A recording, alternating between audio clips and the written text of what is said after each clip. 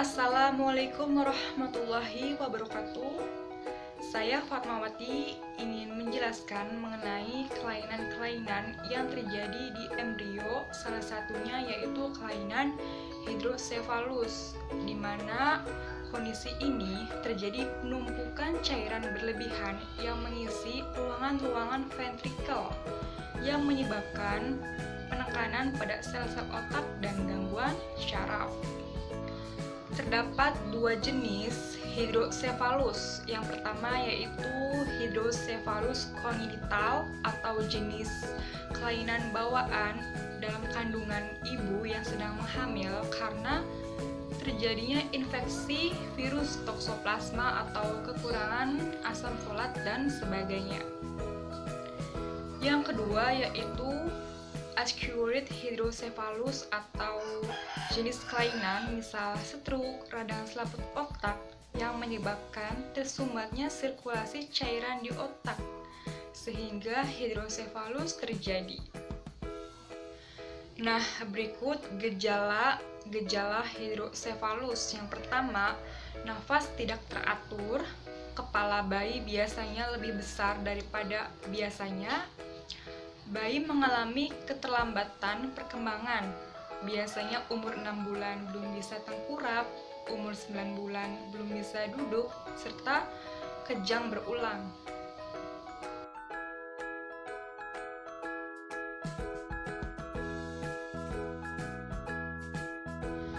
Pencegahan kelainan hidrosefalus ini harus dimulai sejak dalam kandungan. Jadi ibu hamil harus rutin kontrol ke dokter. Apabila ada virus, maka segera diketahui dan ditangani lebih cepat. Yang kedua, ibu hamil, bayi atau anak harus diberikan imunisasi yang lengkap dan pastinya menjaga pola hidup yang sehat. Halo, saya Nurul Anissa. Di sini saya akan melanjutkan presentasi dari teman saya sebelumnya. Kelainan yang kedua adalah mikrosefalus. Mikrosefalus ini adalah kondisi langka di mana ukuran kepala bayi lebih kecil daripada ukuran kepala bayi normal. Mikrosefalus ini ditandai dengan menyusutnya perkembangan otak serta tidak berkembang dengan sempurna. Kondisi ini bisa terjadi ketika bayi masih berada di dalam perut atau di dalam rahim, atau bisa juga setelah bayi normal dilahirkan pada tahun pertama masa-masa pertumbuhannya. Nah, penyebabnya ini terjadi karena gangguan perkembangan otak. Nah, juga ada beberapa penyebab yang bisa terjadi karena mikrosefalus ini. Mikrosefalus ini bisa terjadi pertama karena cedera otak atau trauma otak seperti hipoksia, kekurangan oksigen pada otak. Yang kedua itu adalah infeksi bakteri akibat mengkonsumsi daging mentah saat kehamilan. Jadi ibu sedang hamil itu mengkonsumsi daging yang belum matang. Jadi bisa menjadi penyebab mikrosefalus. Dan yang ketiga ini adalah kelainan genetik seperti sindrom Down atau sindrom Edward. Nah, bagaimana sih pengobatannya? Pengobatannya sampai saat ini belum ada untuk mengobati agar ukuran kepala bayi yang kecil itu bisa kembali normal. Namun ada beberapa langkah penanganan seperti terapi bicara, terapi fisik, dan pemberian obat-obatan untuk mengatasi gejala kejang dan hiperaktif serta meningkatkan fungsi saraf dan fungsi otot pada bayi penderita. Nah, tapi ada beberapa pencegahan yang bisa dilakukan agar terhindar dari mikrosefalus ini pada ibu hamil. Yang pertama adalah selalu mengkonsumsi makanan dan minuman yang sehat, mengkonsumsi vitamin, dan yang kedua itu adalah selalu menjaga kebersihan tangan, selalu mencuci tangan. Yang ketiga itu adalah menghindari minuman-minuman beralkohol dan tidak mengkonsumsi nafsa. Akan dilanjutkan presentasi oleh teman saya. Saya Mariama dari kelompok 5 Biologi A semester 5. Di sini saya akan menyebutkan salah satu contoh dari kelainan penyakit embrio, yaitu cerebral palsy. Cerebral palsy biasa disebut juga dengan lumpuh otak, yang menyebabkan gangguan pada gerakan dan koordinasi tubuh. Adapun penyebab dari gangguan cerebral palsy ini yaitu yang pertama, gangguan perkembangan otak. Yang kedua, infeksi pada saat hamil yang menular kepada bayi. Contohnya, cacar air dan rubella. Yang ketiga, terganggunya suplai darah ke otak janin atau stroke janin. Yang keempat, yaitu perbedaan golongan darah resus antara ibu dan bayi. Selanjutnya, pengobatan cerebral palsy. Umumnya, cerebral palsy ini belum dapat disembuhkan, tetapi ada beberapa metode pengobatan yang dapat dilakukan, seperti mengonsumsi obat-obatan. Obat-obatan berfungsi untuk meredakan nyeri atau lemahkan otot yang kaku, agar pasien lebih mudah untuk bergerak. Selanjutnya dengan metode terapi, seperti terapi berbicara. Selanjutnya dengan operasi.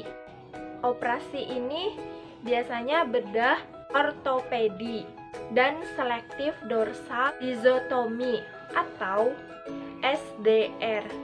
Selanjutnya diagnosis cerebral palsy.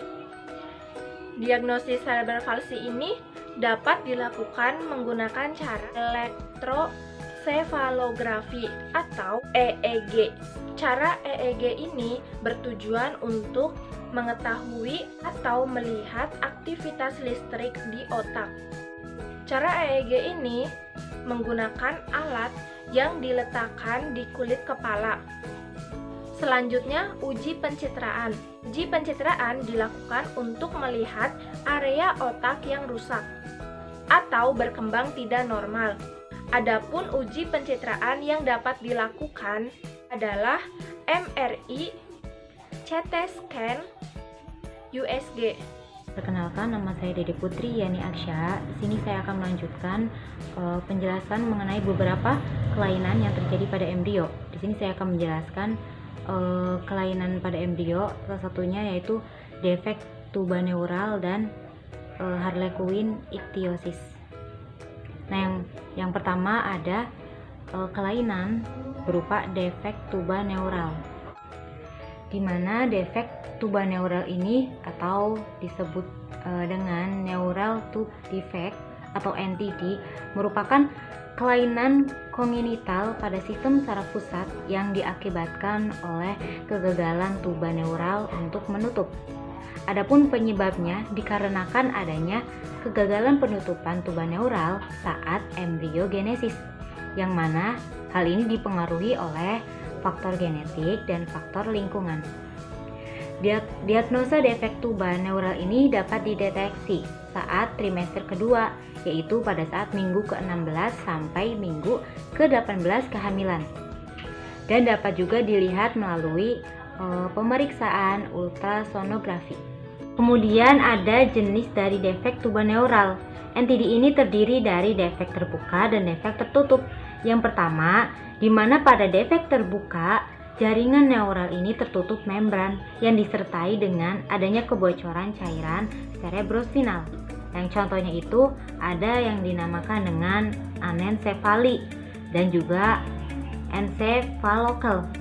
Kemudian yang kedua ada namanya defek tertutup, di mana defek tertutup ini tidak menampakkan jaringan neural, contohnya meningokel dan malformasi lipomatus.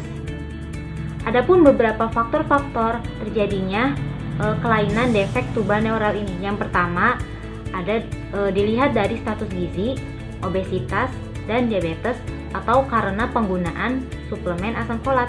Selain itu, ada gen yang berhubungan dengan metabolisme folat menjadi salah satu gen yang paling erat kaitannya dengan terjadinya NTD ini, yaitu berupa gen C677T, di mana gen ini akan mengkodekan alanin untuk mensubstitusi valin.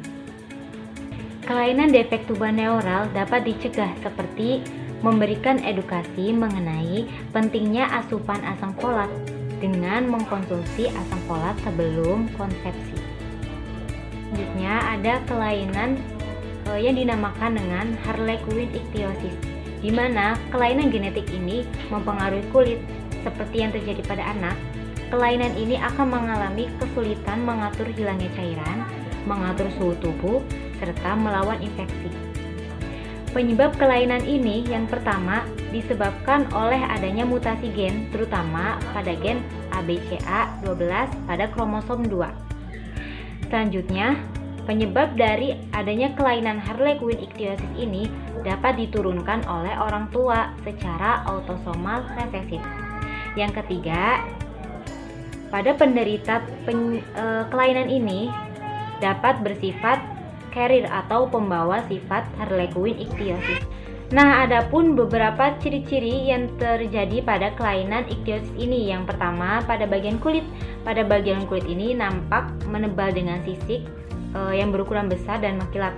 Yang kedua, pada bagian mata, di mana matanya ini terlihat menonjol keluar dan terasa berat. Kemudian pada bagian telinga ini rata dengan lubang telinga tertutup sisik dan daun telinga yang berukuran kecil. Kemudian pada suhu tubuh, di mana kulit yang menebal ini dapat menghambat kerja kelenjar keringat. Kemudian kelainan Harlequin ichthyosis ini dapat dicegah seperti misalnya pada kulit yang bersisik tebal akan terkelupas secara bertahap. Nah, pada masa ini penting diberikan antibiotik. Kemudian setelah sisik tebal ini terkelupas, kulit nampak kering dan kemerahan. Nah, pada gejala ini dapat diatasi dengan pemberian skincare secara teratur. Misalnya pada pemberian emolin, yang dimana emolin ini bertujuan untuk melembabkan kulit.